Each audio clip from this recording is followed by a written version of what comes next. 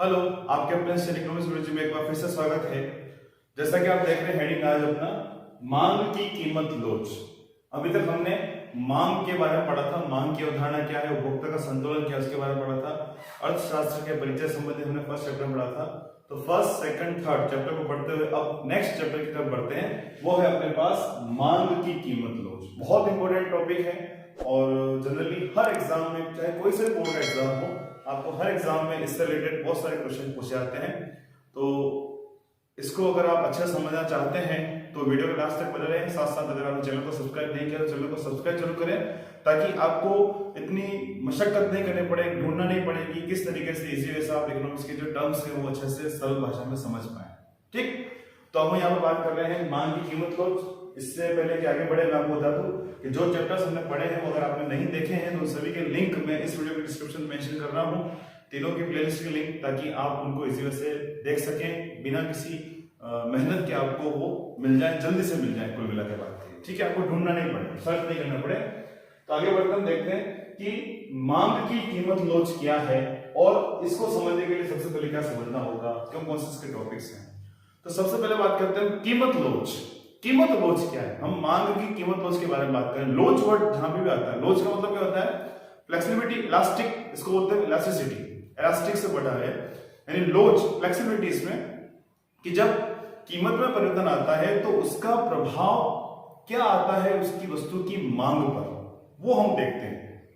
तो मांग की कीमत लोच बिल्कुल मिला क्या देखते हैं कि मांग को प्रभावित करने वाले तत्वों, कीमत के साथ साथ हम और भी जो तत्व हैं, आय हो गया, संबंधित वस्तुओं की कीमतें होंगी, उनको भी हम यहाँ पर लेते हैं। तो क्या बताते हैं कि वस्तु की मांग उसके प्रभावित करने वाले तत्वों में अगर परिवर्तन होता है तो किस प्रकार से प्रभावित होती है, अथवा वस्तु की मांग को प्रभावित करने वाले तत्वों परिवर्तन के कारण वस्तु की मांग में जो परिवर्तन आ रहा है, जो हम माप ले रहे हैं, प्रतिशत माप ले रहे हैं, वो माप कहलाता है यहाँ पर मांग की कीमत लोच।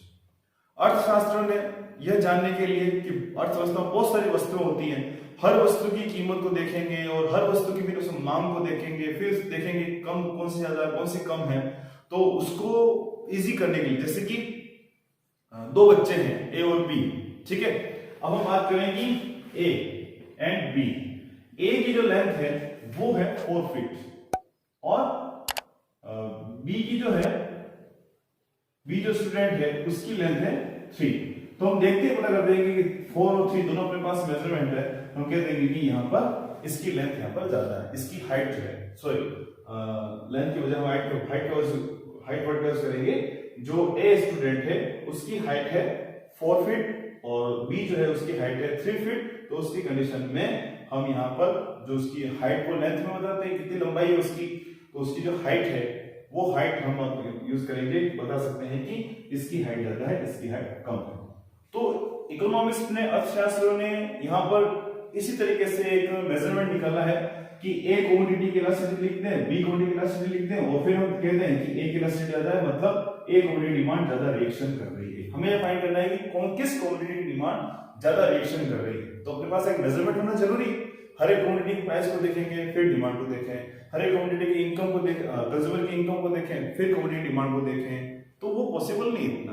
तो इसलिए इकोनॉमिक्स ने मेजरमेंट बना दिया, इलास्टिसिटी ऑफ डिमांड, कीमत लोच या फिर मांग की लोच। उसकी सहायता से जल्दी और अच्छी तरीके से हम मांग की लोच या मांग में होने वाले प्रतिक्रियात्मक परिवर्तन को फाइंड कर सकते हैं। ठीक है, तो मांग की लोच क्या कहलाएगी? जैसा कि मैंने आपको बताया कि मांग की लोच वस्तु की मांग में होने वाले परिवर्तन, ठीक है, किसके कारण? वस्तु को प्रभावित करने वाले तत्वों परिवर्तन के कारण। उन दोनों का माप है, आनुपातिक माप है, प्रतिक्रियात्मक परिवर्तन है। तो परिभाषा के रूप में देखें तो मांग की लोच वस्तु की कीमत, सबसे फर्स्ट कौन सा लेंगे अपन? वस्तु की कीमत, ठीक है। फिर सेकंड उपभोक्ता की आय, क्या लेना सेकंड वाला? उपभोक्ता की आय, तथा संबंधित वस्तुओं की कीमतें, ठीक है। मैं परिवर्तन से, क्या हो रहा है मैं? परिवर्तन से मांग में होने वाले परिवर्तन की दर को मापती है। ये बात अपने सामने है कि मांग की लोच क्या बताती है कि मांग की लोच वस्तु की कीमत, सबसे मेन फैक्टर उसको प्रभावित करता है, फिर उपभोक्ता क्या है उसको प्रभावित करता है, फिर संबंधित वस्तु की कीमत। इन तीनों में या तीनों में से किसी एक में परिवर्तन हो रहा है और उसके कारण मांग में क्या परिवर्तन हो रहा है, किस दर से परिवर्तन हो रहा है, डबल हो रहा है, आधा हो रहा है, या 4 गुना हो रहा है, या 5 गुना हो रहा है, वो दर क्या है, वो दर कहलाती है। वो दर जो किस दर से कर रहे हैं वो हम दर कहते हैं यहां पर मांग की लोच। आगे बात समझ में, तो बिल्कुल भी कंफ्यूज नहीं होना है। अब हम बात करते हैं कि मांग की लोच जो है इसमें 3 मुख्य कारणों को लिया है। कौन कौन से लिए? सबसे पहला वस्तु की कीमत, ठीक, दूसरा लिया अपने उपभोक्ता किया है, और तीसरा है समुद्री वस्तु की कीमत है। यदि हम वस्तु की कीमत में परिवर्तन के कारण मांग में परिवर्तन की दर को मापते हैं तो वो कहलाता है मांग की कीमत लोच। यदि हम वस्तु की कीमत में परिवर्तन के कारण मांग में होने वाले परिवर्तन की दर को मापते हैं तो वो कहलाएगा मांग की कीमत लोच। इसको कैसे क्या करेंगे? सिंपल, वस्तु की मांग में होने वाला परिवर्तन, ये परिवर्तन को बताता है, क्या बताते हैं? चेंज को, जो भी चेंज आ रहा है उसको बताता है, ठीक है। तो वस्तु की मांग में होने वाला आनुपातिक या प्रतिशत परिवर्तन अपॉन वस्तु की कीमत में होने वाला प्रतिशत परिवर्तन, हम इन दोनों को निकाल के डिवाइड कर देते हैं, जो आंसर अपने पास आएगा वो कहलाएगा मांग की कीमत लोच। अब बात करें उपभोक्ता की आय, तो उपभोक्ता की आय में परिवर्तन के कारण वस्तु की मांग में किस दर से परिवर्तन हो रहा है वो अगर हम ज्ञात करते हैं तो कहलाएगा यहाँ पर मांग की आय लोच, ठीक है। ध्यान रखना, यहाँ पर उपभोक्ता की आय में परिवर्तन के कारण वस्तु की मांग में जो परिवर्तन आ रहा है उसे हम कहते हैं मांग की आय लोच। क्लियर? तो उपभोक्ता की आय में परिवर्तन होगा, इसके हम क्या लिखेंगे उसको? परसेंटेज चेंज इन डिमांड, वही आएगा demand upon percentage change in income, ठीक है। तो यहाँ पे क्या देख रहे हैं कि इनकम में, आय में जो चेंज हो रहा है उसके कारण मांग में क्या परिवर्तन आ रहा है वो हम अनुपात निकाल रहे हैं। वो मात्रात्मक परिवर्तन अगर हम निकाल रहे हैं, वो अनुपातिक परिवर्तन अगर हम निकाल रहे हैं, वो दर यदि हम निकाल रहे हैं तो वो कहलाएगा यहाँ पर मांग की आय लोच। क्लियर?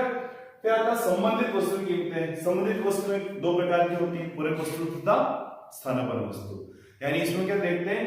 एक वस्तु की कीमत और दूसरी वस्तु की मांग, जब हम इसका संबंध को ज्ञात करें तो हम कहलाएंगे यहाँ पर मांग की आय या तिरछी लोच। इसके लिए क्या है कि इसमें elastic demand of x and y is equal, x और वाई 2 वस्तु हमने यहाँ पे ली है, यहां पर हम करेंगे वाई वस्तु की मांग में परिवर्तन, किसके कारण? एक्स वस्तु की कीमत में परिवर्तन के कारण। हम देखें एक्स वस्तु की कीमत में परिवर्तन आ रहा है, उसके कारण यदि वाई वस्तु की मांग परिवर्तन को देख रहे हैं, एक वस्तु की मांग का प्रभाव दूसरी वस्तु की, एक वस्तु की कीमत में परिवर्तन का प्रभाव दूसरी वस्तु की मांग में परिवर्तन को देख रहे हैं, तो दर क्या करें? वो मिलाएगा मांग की आड़ी या तिरछी लोच, ठीक है। तो कुल मिलाकर मांग की लोच को कितने भागों में बांटा है? 3। पहला मांग की कीमत लोच, ये वस्तु की कीमत में परिवर्तन के कारण मांग में परिवर्तन को मापते हैं। जब हम उपभोक्ता की आय में परिवर्तन के कारण वस्तु की मांग परिवर्तन को मापते हैं तो कहलाएगा मांग की आय लोच। जब हम एक वस्तु की कीमत में परिवर्तन का प्रभाव उसकी संबंधित वस्तु की मांग पर हम ज्ञात करते हैं तो वो कहलाएगा मांग की आड़ी या तिरछी लोच, ठीक है। 3 भागों इसको बांटते हैं। अब हम बात करें तो अपने सिलेबस में जो है वो है मांग की कीमत लोच, ठीक है। क्या है यहाँ पर? मांग की कीमत लोच। जनरली क्लास 12 से रिलेटेड हम बात करें तो जितने भी बोर्ड्स पे, चाहे सेंट्रल बोर्ड हुआ या जितने भी रीजनल बोर्ड्स हैं, स्टेट के बोर्ड्स हैं, उन सभी बोर्ड्स में जो 12th स्टैंडर्ड पूछा जाता है वो है मांग की कीमत लोच। तो आपके डायरेक्ट चैप्टर मांग की कीमत लोच है। अगर हम डायरेक्ट इसको लेके समझेंगे फिर वो आगे आप देखते हैं यार ये कहां से आ गया, तो दिक्कत आती है। इसलिए हमें पहले बेसिक पता होना जरूरी है कि मांग की लोच क्या है, उसके भाग कौन कौन से, इन सभी भागों में से अपने पास अभी कौन सा पढ़ना है। जब आप हायर क्लासेस में जाते हैं तो हायर क्लासेस में फिर आप मांग की आय लोच और मांग की तिरछी लोच के बारे में भी पढ़ेंगे, ठीक है। अभी अपने पास सिर्फ मांग की कीमत लोच है, तो हम इसके बारे में समझेंगे कि मांग की कीमत लोच क्या है और इसको मापने की कौन कौन सी विधियां हैं, ठीक है।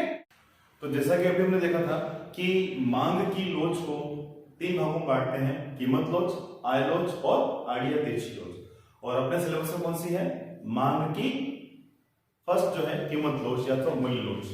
तो मांग की कीमत लोच अथवा मूल्य लोच किसे कहते हैं?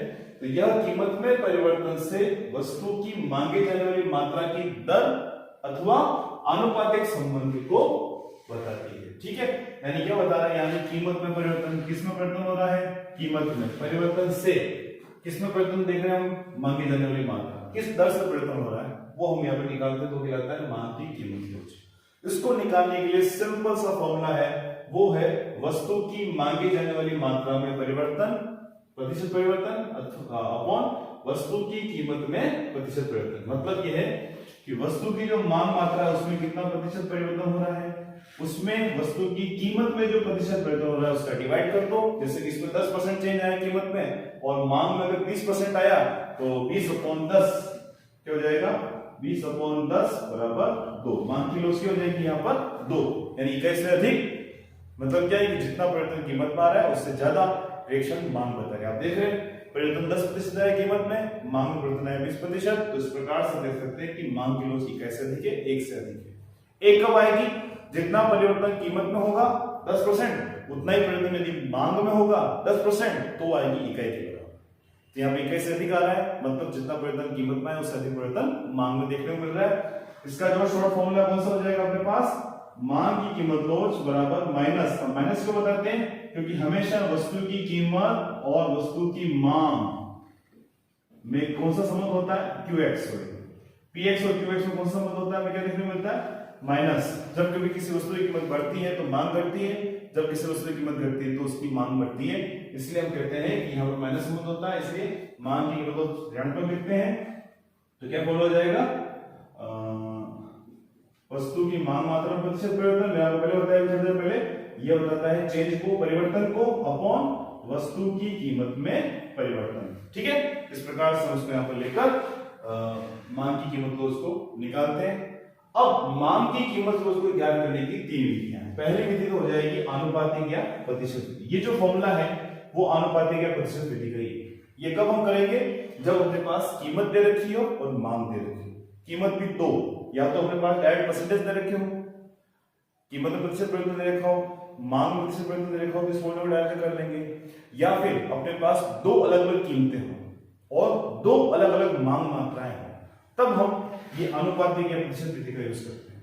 ठीक है, 2 अलग अलग कीमतें, 2 अलग अलग मांग दोनों दे रखी हो, तब जब हमें मांग वक्र पर मांग की कीमत लोच निकालनी हो, यानी जब हमें ग्राफ में एक पर्टिकुलर किसी बिंदु पर मांग वक्र किसी एक बिंदु पर मांग की लोच निकालनी है, तो उस स्थिति में हम ज्यामितीय विधि का यूज करते हैं, उसे बिंदु विधि भी कहते हैं।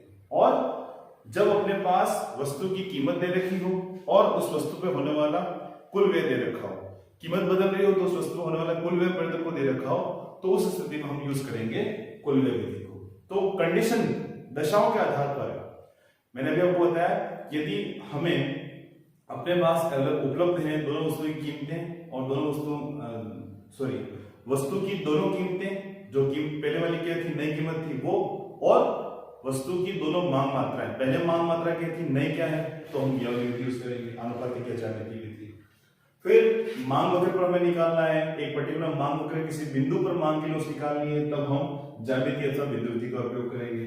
और जब हमें वस्तु की कीमत और कुल व्यय दे रखा है, किस दशा में परिवर्तन हो रहा है, तो हम यहाँ पर कुल व्यय विधि का उपयोग करेंगे। ठीक है, तो सबसे पहले हम यूज करते हैं आनुपातिक विधि का। आनुपातिक विधि क्या है, उसके आधार पर कैसे हम इसको फाइंड कर सकते हैं।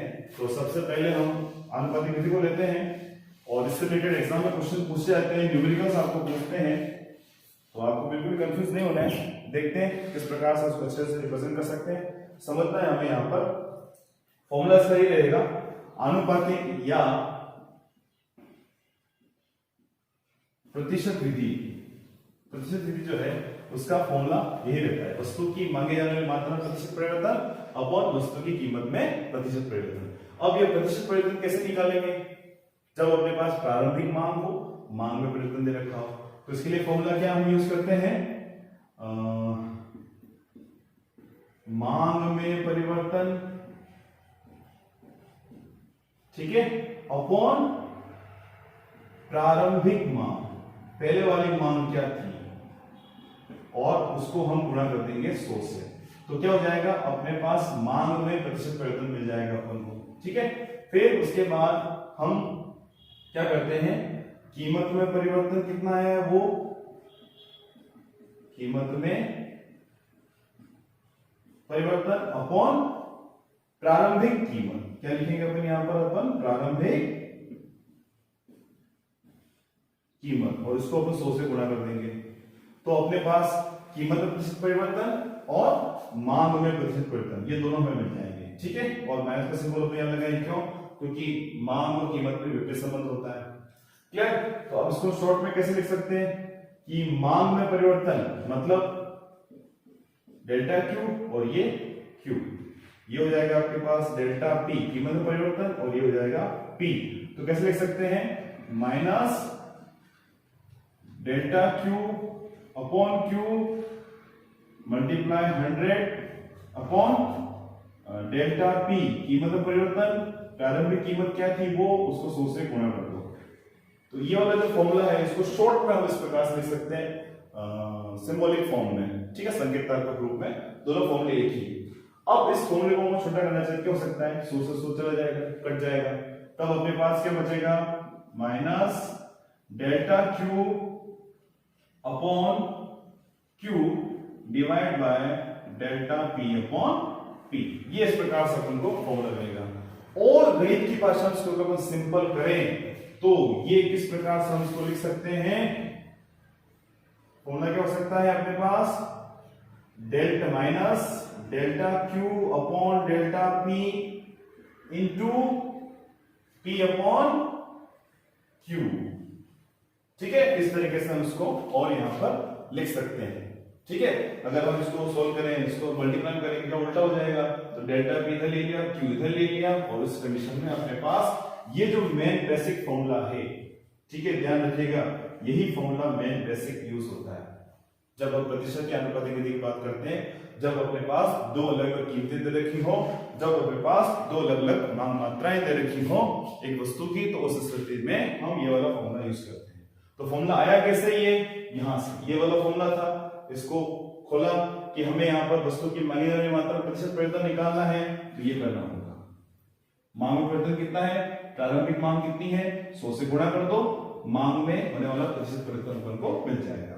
फिर वस्तु की कीमत में प्रतिशत परिवर्तन को निकालना है, तो उस स्थिति में कीमत में परिवर्तन और प्रारंभिक कीमत दोनों को लेकर 100 से गुणा कर देंगे, तो वस्तु की कीमत का जो अनुपातिक परिवर्तन वो हमें मिल जाएगा, प्रतिशत परिवर्तन मिल जाएगा।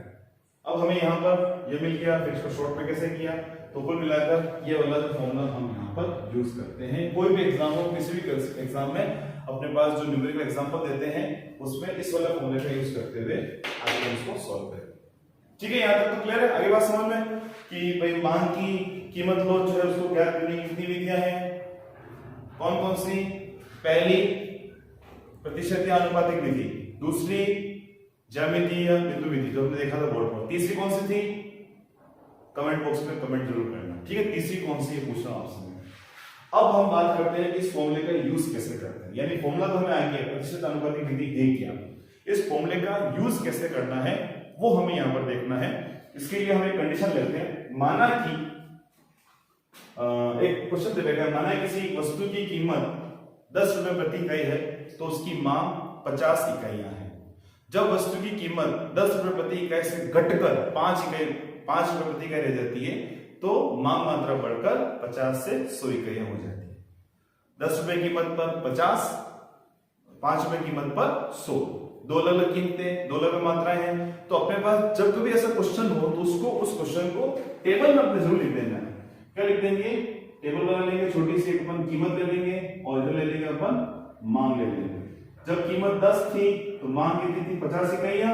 जब कीमत घटकर 5 हुई तो मांग बढ़कर हो गई 100 इकाइयां। ठीक है, अलग अलग है। तो उस स्थिति में हमने इसको टेबल बना दिया, दो अलग अलग कीमतें अपने पास आ गई, दो अलग अलग मांग अपने पास आ गई। अब इस फॉर्मूले का यूज करेंगे। फॉर्मूला क्या है, last demand is equal minus delta Q upon Q, sorry नहीं कर देते हैं, मल्टीप्लाई फॉर्मूला लेते हैं, ये वाला फॉर्मूला लेते हैं, शॉर्ट वाला जो फॉर्मूला है उसी को अपन अप्लाई करते हैं। Delta Q upon delta P into P upon Q, ये वाला फॉर्मूला अपन यूज करेंगे। अब बात आती है डेल्टा क्यू क्या है, तो delta Q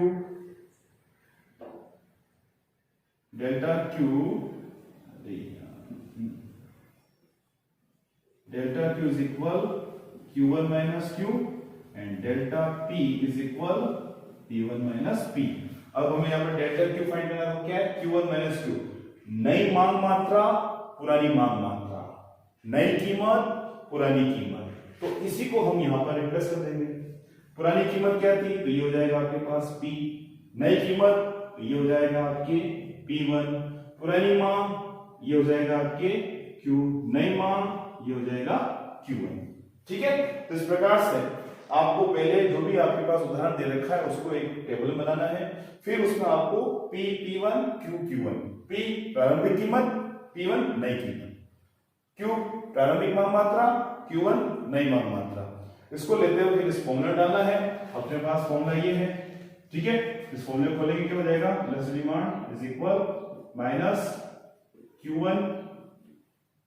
Q1 minus Q upon P1 minus P into P upon Q। क्या क्या हमने यहाँ पर डेल्टा Q और डेल्टा P इन दोनों को खोल के लिखा है। ठीक है, ये तो हो गया डेल्टा Q और ये हो गया डेल्टा P। तो अब अपने पास जो भी वैल्यूज हैं इस वैल्यूज को इस फॉर्मूला में डालना है।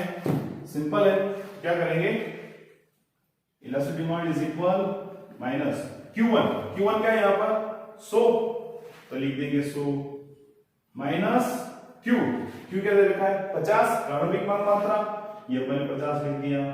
फिर उसके बाद P1 नई कीमत कौन सी 5 रुपया लिख दिया, माइनस P प्रारंभिक कीमत P 10, तो 10 लिख दिया। फिर फॉर्मूला है P अपॉन Q प्रारंभिक कीमत अपॉन प्रारंभिक मांग मात्रा, ये हो जाएगा आपके पास 10 अपॉन 50। इसको सॉल्व करेंगे अपन, क्या हो जाएगा, इलास्टिक डिमांड इज इक्वल मांग की कीमत को बराबर 100 minus 50, 5 minus 10 minus 5, 1 upon 5, minus से माइनस गया। ठीक है, ये कितनी बार गया 10 बार, और इसको हमने कट किया 2 बार, कुल मिलाकर मांग की कीमत क्या आ रही है यहाँ पर, कीमत लोच 2। क्या बता रही है, इकाई से अधिक, मतलब जितना परिवर्तन कीमत में हुआ है उससे अधिक परिवर्तन मांग में हुआ है। हम देख सकते हैं यहाँ पर कि कीमत में परिवर्तन होना 50%, 10 थी करके 5 हो गई, तो 50% कम हो गई कीमतें, जबकि मांग 50 से 100 हो गई, डबल हो गई। यानी यहां पर परिवर्तन आ रहा है 50% का, यहां पर प्रतिशत परिवर्तन आ रहा है 100%, यहां पर मांग बढ़ गई। तो फॉर्मूले के अकॉर्डिंग हम देखें तो 100 अपॉन 50, तो इसके अकॉर्डिंग फाइंड करें तो क्या आ रहा है आंसर 2। तो पहले अपन क्या करना पड़ेगा, प्रतिशत निकालना पड़ेंगे, तो ये वाली प्रोसेस थोड़ी लंबी हो जाती है। इसमें क्या करते हैं, डायरेक्टली हम इस वाले फॉर्मूले का यूज करते हैं। फॉर्मूला हमने यहां पर लिया, ठीक है, डेल्टा Q क्या है Q1 minus Q, delta P P1 minus P, फिर Q1 minus Q upon P1 minus P into P upon Q। जो वैल्यूज थी कैसे पुट करेंगे आपको बता दी। जो आपके पास जो टेक्सचुअल फॉर्म दे रखी है, जो उदाहरण दे रखा है, उस उदाहरण को हमें एक तालिका में, सामान्य तालिका में बताना है। प्रारंभिक कीमत कितनी थी, नई कीमत कितनी है, फिर उस स्थिति में प्रारंभिक मांग क्या है, नई मांग क्या है, वो उसको लेते हुए और हमें यहाँ पर फॉर्मूले को देखते हुए वैल्यू पुट करनी है, वैल्यू डालनी है और आंसर निकालना है। यदि आंसर 1 से कम आता है तो हमें लिखना है कि मांग की कीमत लोच इकाई से कम है, मतलब जितना परिवर्तन कीमत में आया है उससे कम परिवर्तन मांग में आया। अगर 1 आता है तो जितना परिवर्तन मांग में आया है उतना ही परिवर्तन, जितना परिवर्तन कीमत में आया है उतना ही परिवर्तन मांग में आया है। और ये 1 से अधिक आता है आंसर 1, 1.25, 1.5, 1.75, 1.6 जो भी है 1 से अधिक आता है तो उस स्थिति में कहलाएगा मांग की कीमत लोच इकाई से अधिक, अर्थात कीमत में होने वाले परिवर्तन से मांग में परिवर्तन अधिक आ रहा है। क्लियर?